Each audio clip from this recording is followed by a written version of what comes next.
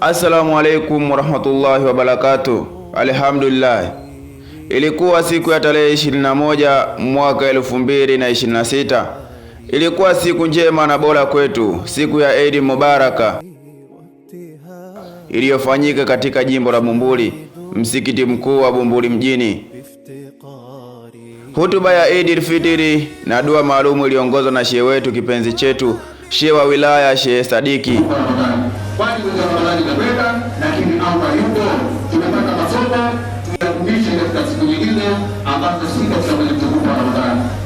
Mwenyezi Mungu amjalie kila laheri, pia azidi kumweka kwa ajili yetu, tusikose mawaidha na maneno yake mazuri. Na hata kama siku moja Mwenyezi Mungu atamchukua, basi Mwenyezi Mungu achukue roho yake mtu huyo akiwa lazi naye, na akawe miongoni mwa viongozi waadilifu.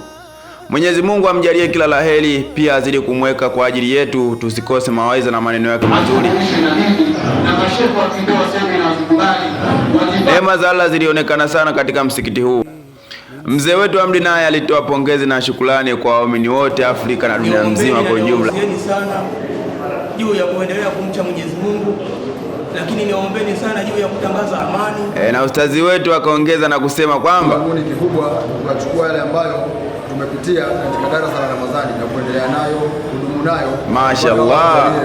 Mwenyezi Mungu azikubali ibada zetu zote tulizofanya katika mwezi mtukufu wa Ramadhani, na atujalie tuendelee kuwa na moyo wa upendo, subira na huruma kwa wengine. Hii siku ya furaha iwe chanzo cha amani katika nyoyo zetu, na ije baraka tele kwa familia zetu na wapendwa wetu.